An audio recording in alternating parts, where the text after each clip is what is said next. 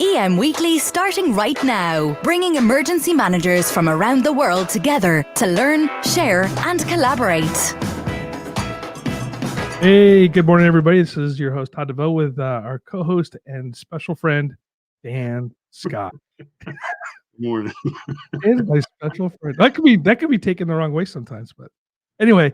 So speaking of comedy and whatnot, I today is a special day. I'm really excited because one of the things that we have a problem with all the time in emergency management is if you take the after action reports and whatnot, and it says we always put the first thing down there, right? We could just write it down. It should just be emboldened all the time.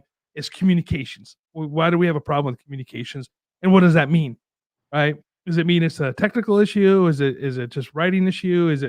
What does communications mean? So I started thinking about the idea of comics, right? I love comedy. If you think about like George Carlin or Dave Chappelle and those guys, they're able to tell stories that are funny, but they tell a story that communicates an issue. And what they do is they're able to connect with their audience very quickly, because if not, you've all gone and seen the bad comic, right? The ones like, oh my gosh, this is terrible. So they have a few minutes to get up there, connect with the audience, and be able to tell their story to make people laugh. And so I said, I need to get somebody on who is a professional. And I was introduced to Karith, and she agreed to come on the show. And this is really kind of cool. She does some stuff on diversity and training on that aspect of things. And it just is a perfect fit. And so we had a good conversation. And so she agreed to come on the show. And I'm so happy to have Karith. Welcome to EM Weekly. Thank you. Thanks for having me, guys. Welcome aboard. My pleasure, for sure. So, we talked before the show regarding like what it means to communicate with people. And as a comic, and you have to really make that relationship quickly. And I want to put this in the box, if you will, of emergency management and communications, and what we have to do to the people and also to our staff and crew that are downrange. And so that's why you're here. And I just want to hear, what is the essence of communication? Well, the essence of communication is having an effective way to exchange ideas and make sure that there's comprehension, right? Now, that doesn't mean that the ideas are going to be accepted and liked by everyone, but everyone knows what's being said, right? And oftentimes with communication, especially in the day and age we're in right now, with all this division, all this polarization, all this politicization of things, is people are saying things, and because everybody's coming from their own perspective, right? They're being misinterpreted and causing more, just unraveling of society, really. But it's really critical for where you all are as, people who are dealing with emergency situations, to make sure that the message is loud and clear.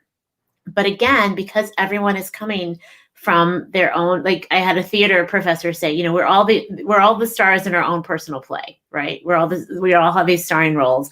And so everyone else is just actors around us, right? But it's our life, our script, our role. And that's where each and every one of us is. Truthfully, and that's not a bad thing, but having an awareness around it is what's critical, right? Well, I mean, you kind of nailed it as far as like having everybody's got their own perspective, right? And when it comes to communication in general, it's got to be a two-way street. But you got to open up and be willing to accept the message that's coming and interact. And that's what we find is sometimes the most difficult, right? You have your own set. This is my belief. This is what I think. This is how I think it should be. And you don't want to open up enough to have the interaction. So as a stand-up comic, how do you, because it's a lot of one way, right? You're listening for the laughter, but it's a lot of one way to get that communication across. So how do you feel that how do you go about making that happen? Well, Dan, you hit the nail on the head. I mean, it's very much about a reciprocal relationship, right? Giving and taking. And I give when I use my words, when I get on stage, introduce myself, open up and be vulnerable. And the audience gives back with their receptivity, with their laughter, with their paying attention, not looking at their phone, not talking to somebody else, not, you know what I mean? So it's this symbiotic relationship of give and take that has to happen not just on stage for performers, but in a conversation with two individuals or more, where we actually actively listen. That's one of the things I talk about I actually call the work I do inversity work, because I think diversity already has division in the root of the word. And the way it's been done, we're divvying up people into categories. Well, you're only diverse if you're this. You're only diverse if you're that. You're not diverse if you're a straight, white, cisgender guy. Well, okay, who wants to be victimized or vilified? Right? So we have to change the way we have these conversations. And again, I don't even think the work that I do should be under the umbrella of diversity and inclusion, because it's really about communication. How do we communicate well and effectively with one another? Because all the stuff we think separates and divides us is surface stuff. But like you were saying, Dan, coming from a place of connecting with each other and getting to have that exchange and have it be a successful one, it's a two-way street.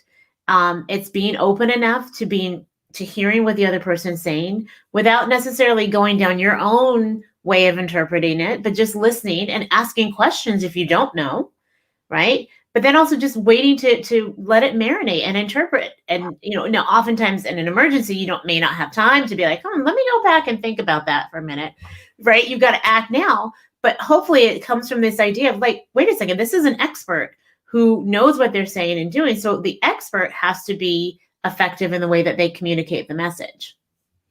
Yeah. I want to touch on something real quick. That's the first time I've ever heard it put that way, when you put inversity versus diversity.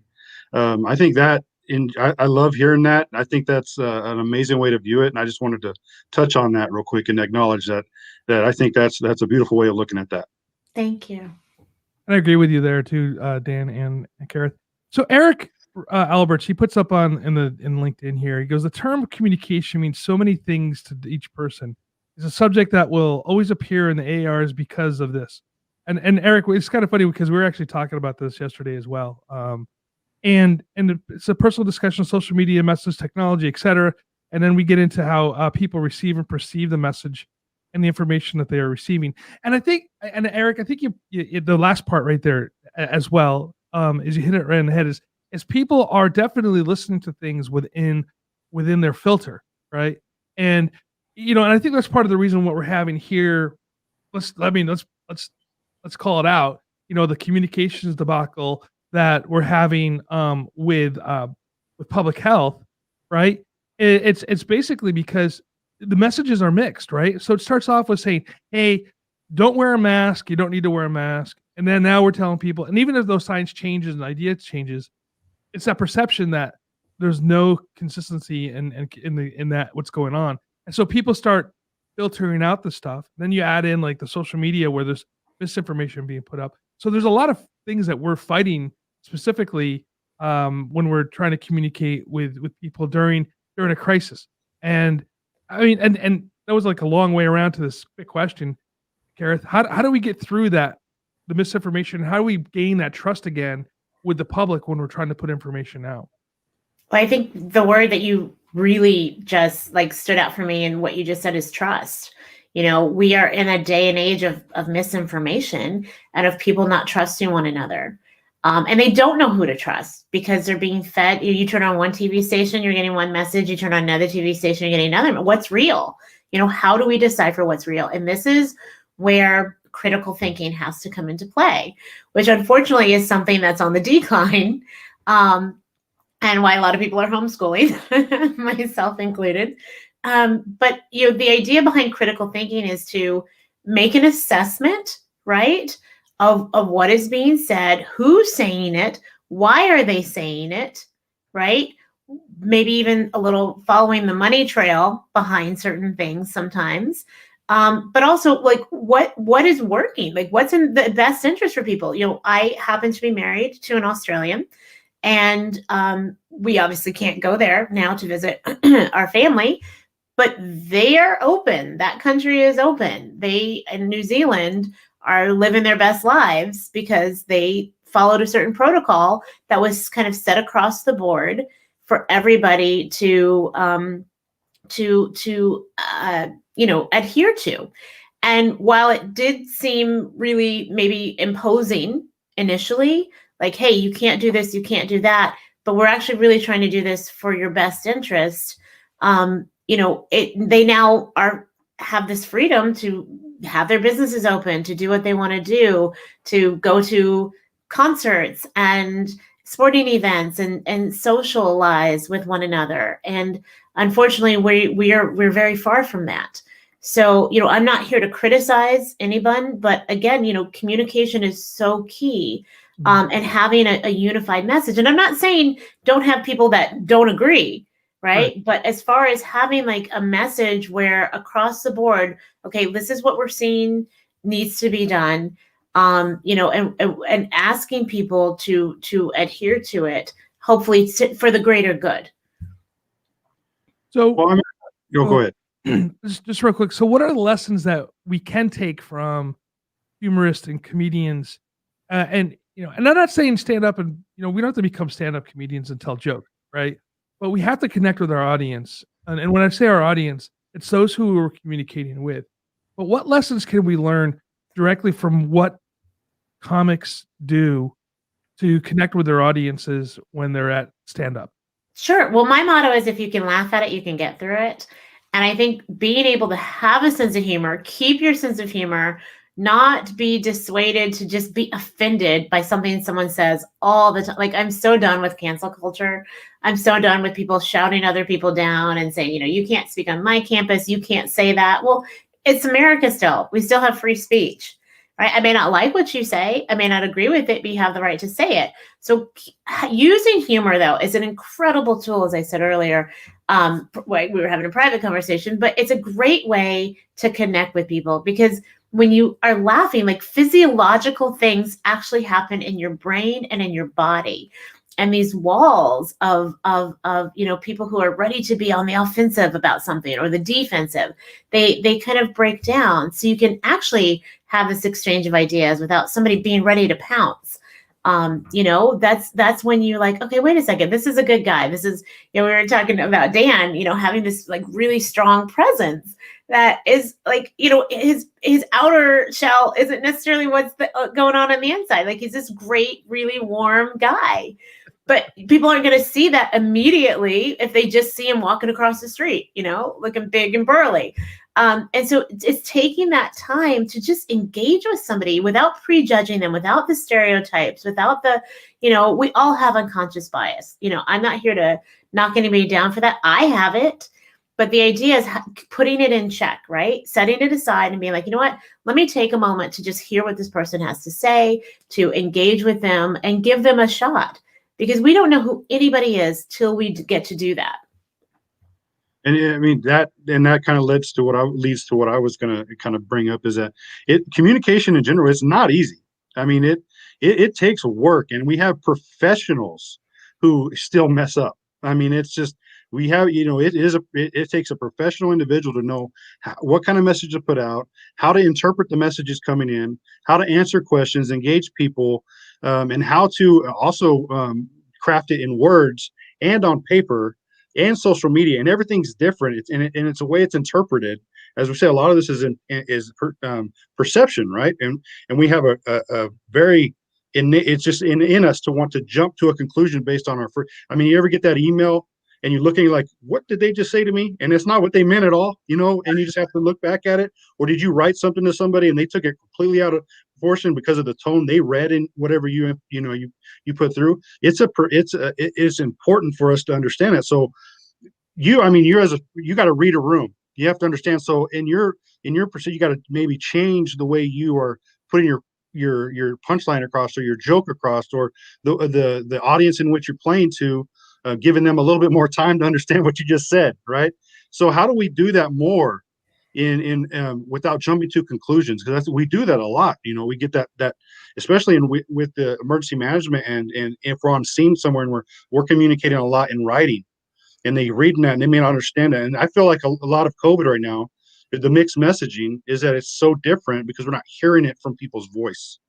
So how do you do that when you're standing up in front of people? Yeah, you're so right on. You're so right on, because this goes back to perception, right? Now, we are not responsible for how other people receive our information. We're only responsible for how we deliver it. So having that consciousness, right, and that awareness, and maybe what I call conscious empathy when I teach my courses, right, on adversity, like putting yourself in someone else's shoes, not just that, like that's empathy, right? Conscious empathy is empathy on steroids. When you ask, what is it like for them, and how might that feel, right? So it's taking it a little bit deeper. It takes more energy, as you said. It does take some time. It takes some compassion. It takes courage. It takes heart. And a lot of times, when we're really trying to talk to someone, we think we just are trying to get through here. But a lot of times it's about getting through here, which there is actually scientific based evidence that the heart has its own mind. The heart is not just this organ that pumps blood through us. The heart actually has over 40,000 neuroreceptors. It can think independently. It can reason independently. And I know, like, for a lot of people that I'm all about love, and you just have to go with the love, and that seems really foo-foo and out there and so esoteric. But there's actual science behind the fact that we have a little brain right here too. So when you come from the heart, right, which is what I try to do with every audience I speak to, whether it's a corporate audience or a set of college students or even my family, I try not to just make it about a mental connection, right? And that's really what this is about. Like, true communication is about connecting with another individual. And when I say love, I don't mean like romantic, like I'm going to take you out on a date and, you're never going to forget the night we had. I mean, love, like, we're in this together, love, like as human beings here with other human beings, we need to like recognize that all the stuff that we want to like be angry about and get all up in arms about, like in the scheme of things, is it really that important? Like, what's critical? I shared with Todd, I was in New York City for 9/11. And I was working in Midtown at the time, and saw everything live, and walked home that day, and that was the longest Tuesday of my life. And that Wednesday we just kind of holed up, but that Thursday I found myself with some friends at the Jacob Javits Center on 11th and 34th Street, and we were there with thousands upon thousands of New Yorkers, people there with tools and equipment and water and sandwiches and first aid kit, like anything they thought they could bring that might be of assistance to help other people. And that's it. And for that moment, and for like 2 weeks, there was no ethnicity, there was no race, there was no age, there was no gender or religion. It was people there to help people. And we can get to that place again. My daughter's godparents in Houston, when they had the terrible, the hurricane a couple of years back, they had to get rescued by canoe from their front door. I assure you, the people pulling them up into their boat did not ask, who did you vote for? It's that connection that we need to remember and just have a consciousness of on a more regular basis. Absolutely. Just, yeah. Well, wait, we got to take a quick break. And when we come back, I want to talk a little bit more about how we can really take a look at, put ourselves in the victim's seat.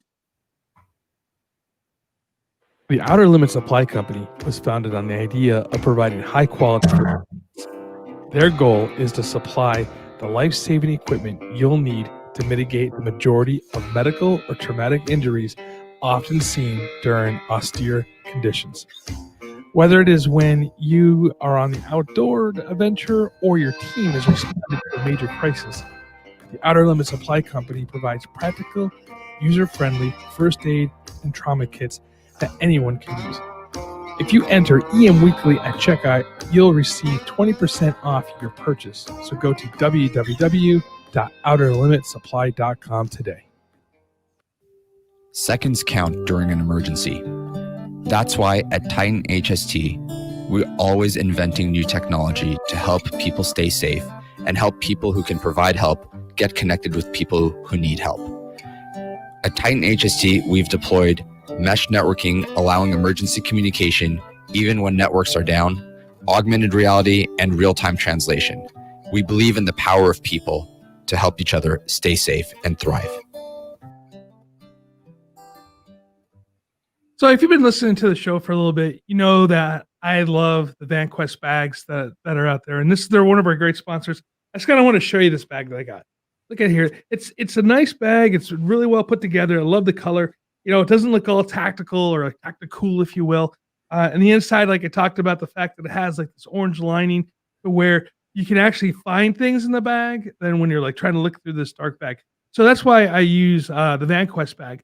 And if you go to vanquest.com and you go to your checkout right now, and if you put EM5, the number 5, weekly, and you put that in the checkout, you get an additional discount on any discounts that they're doing for the Black Fridays or the Christmas holiday discounts that they already have on there. So not only are you getting that discount, you're getting the additional EM weekly discount, and I'm telling you, it's well worth it. So before we went on break, we're talking about putting ourselves into to other people's shoes or into their seats, if you will.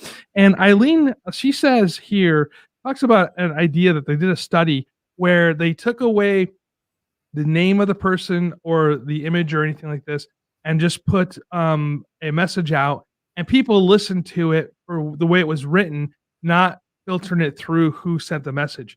And I mean, I think that's part of the problem that we have too, right? Is we take a look and say we don't like Donald Trump. And so you hear a message from him and you automatically discount it. Or you don't like Joe Biden, so now you're going to automatically, anything he says, you're going to not listen to it and discount it. How do we get to the point to where we can communicate with people as emergency managers, not political, I don't care about politics, right? In emergency management, right? How do we communicate with people and take away that distrust, if you will, or make it neutral? I mean, I think that's where we're suffering right now. Well, I think one of the first steps for people to do is remember why you got into this job and this career path in the first place, because you wanted to help people. You didn't go in saying, I just want to help this specific person, or somebody who comes from this socioeconomic status, or somebody who speaks this language. You got into it because in your heart of hearts, again, you wanted to make the world a better place. You wanted to be of service, right? And the idea is to be of service to a fellow human being. And I think having that in the forefront of your mind, whenever you head out, like, why did I do this? Why am I here? And I think this goes across the board for everybody who's put in a stressful situation. Like sometimes you're dealing with a child that you made intentionally, and you're like, oh yeah, I have to remember that I chose to do this. I wanted to be a mom. I have to exercise everything in my, my vault of compassion to be there for this person. And I think when you can communicate that, like, I'm here to help you. I don't care about anything else about you, but the fact that you need help, and this is my job, and this is what I chose to do. And it's very easy for our bias and our filters to come into play. Like, that's part of being a human being. I'm not going to like lambaste anybody for that. But again, this goes back to creating an awareness, being just really cognizant about what you're there to do. And you're entitled to your opinion. Absolutely. They're like belly buttons. Okay. Everybody's got an opinion. You can have your opinion, but to have a judgment, that's where we fall into really dark, dangerous territory. I call him my comedy professor, talk about, a judgment versus an opinion. And when you have a judgment, what you're basically saying is everybody else should live exactly the same way I do. They should think the same way I do. And if they don't, they're wrong, I'm right. Well, that's a lot of instruction manuals that you're going to have to get out there to the rest of the world so that everybody's on the same page that you are. And so, allowing the space for, it's okay that somebody isn't doing the way I would, or living their life the way I would. But I'm still here to be of service because this is what I chose to do.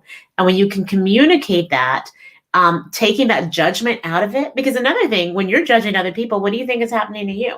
Right. You're being judged. What a weight that is off of your shoulders when you don't have to worry about what somebody else is thinking about you. You're just doing your own thing. But as far as helping people, being able to put yourself in a victim's shoes, like understanding that this person is probably scared, they're probably intimidated, they likely, are lost and confused, and you have the ability to bring calm, to bring a presence, to bring an authenticity and a hope that they might not otherwise have. And that's a really powerful position to be in, and one that should be revered, not just by other people who are like, you guys are our heroes, but by you, like understanding the value that you are adding to the world because of what you do and how you come at what you do. I think too, a lot of it is in which situation we are communicating. With what we do, we call it blue skies, gray skies, right? So how do we communicate better in the blue sky? So in the gray sky, our communication is the trust is what we're hopefully looking to build, right? And having that trust in an emergency is easier because you see someone coming to help you.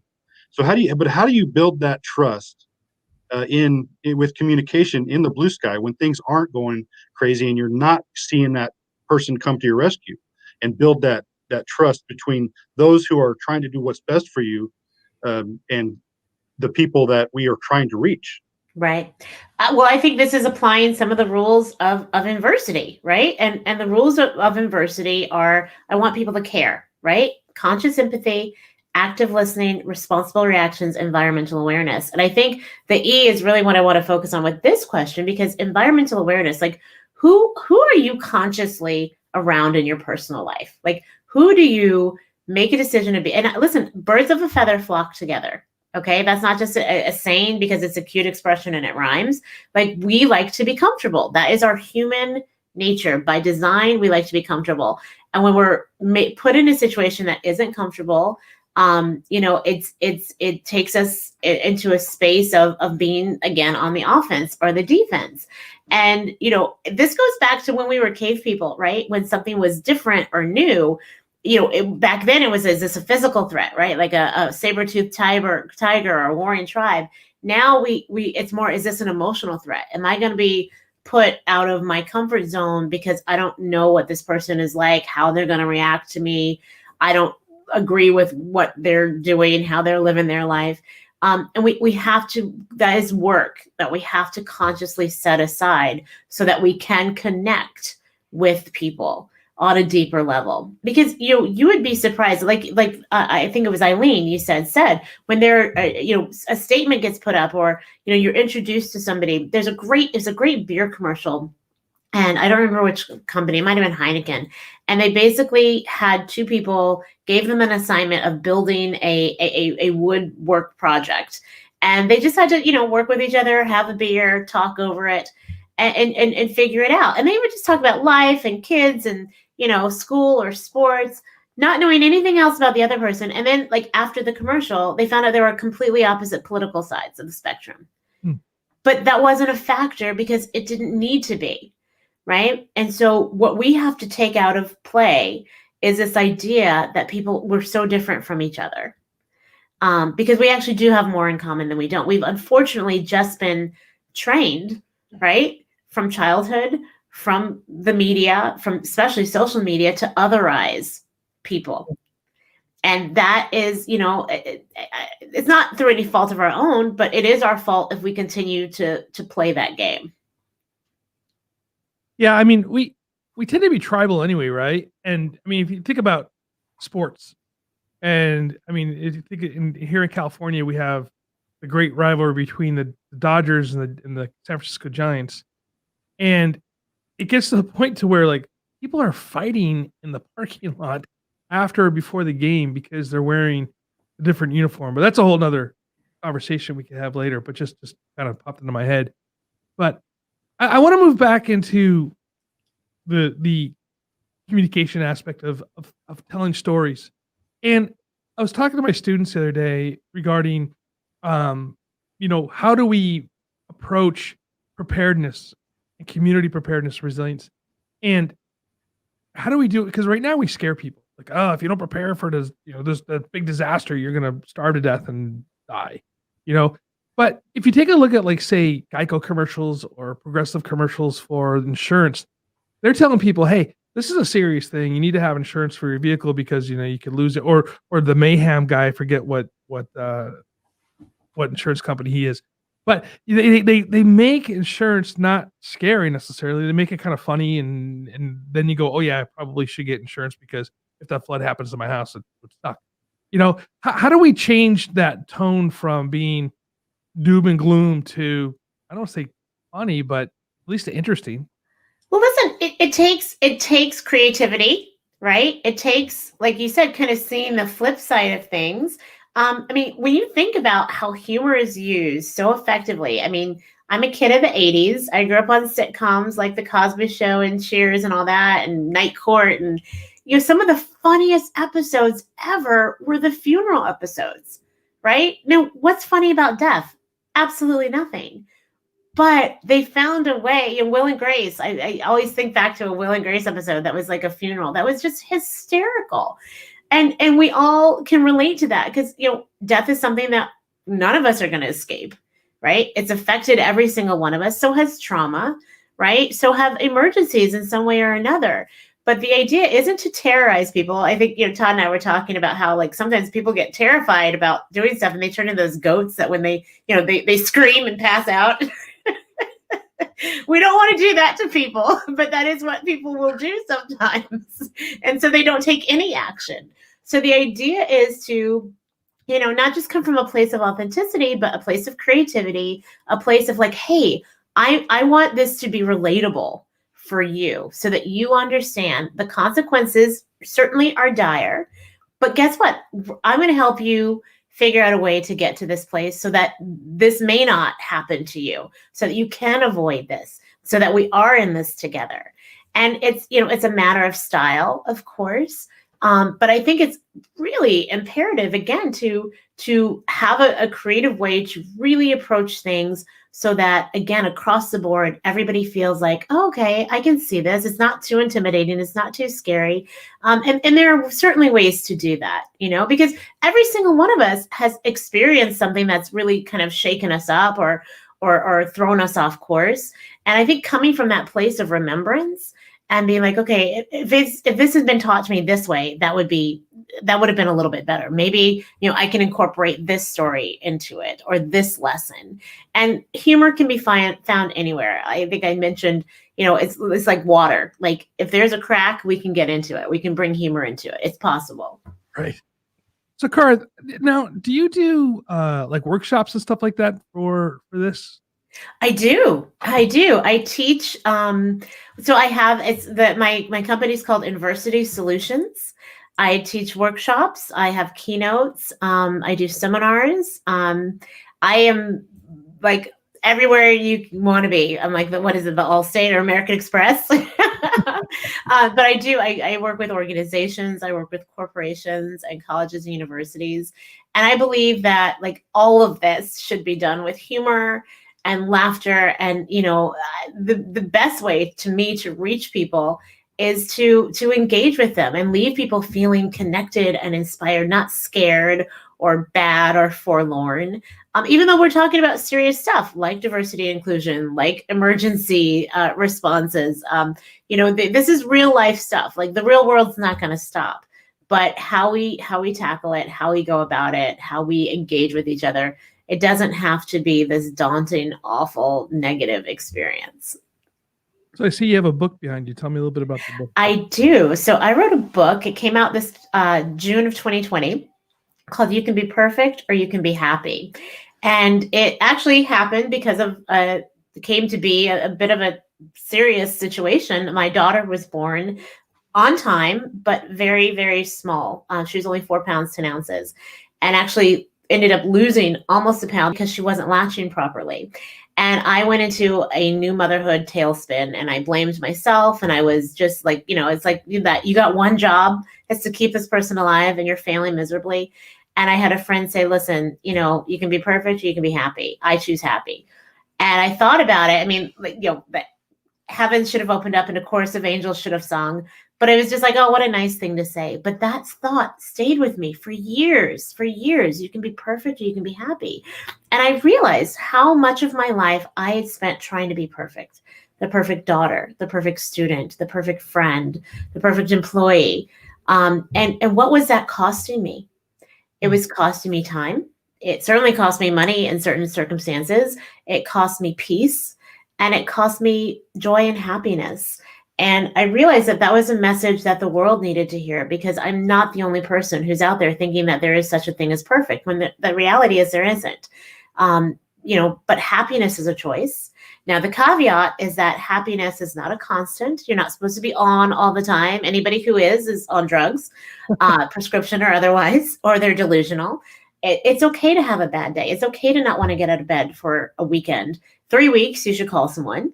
Right. But understanding that, life is a roller coaster, right? We ebb and we flow, and that's where our happiness is too. So you enjoy the highs when they're there, and you understand that the lows are temporary and you're going to get through it. But I call it getting back to the basics, which is an acronym for several of the lessons in the book. That's Perfect or Happy is also a program that I take as well to organizations and corporations, because everybody just needs to hear the message, like, that we are all trying to just deal with life, especially, the hand that 2020 has dealt us.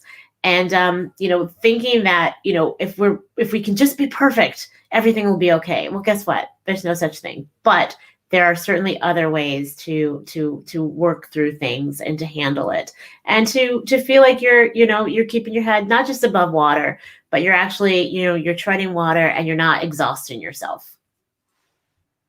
Well, I think you do a good job at breaking down and showing how we're more alike than how we are different, and I think that's the big that ultimately in what we do and what you do and what a lot of people should do is breaking down how we are more alike than we are different, and how the differences that we do have do not have to be a reason to dislike or not associate with somebody.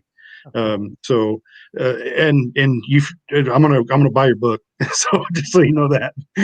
So I appreciate you being on the show today. I thank you for giving us your time this morning, and it's been a pleasure to hear how you do things. I hope we could have you on the show again soon to discuss the similar topic on the bringing humor to, and we said we have weird humors. Especially when we work in emergency and around death and dying and destruction, we have weird sense of humors, and being able to understand that it's okay, it's okay, and having others to understand that we have to have our own coping mechanisms. So thank you very much for being on, and I'll turn it over to Todd.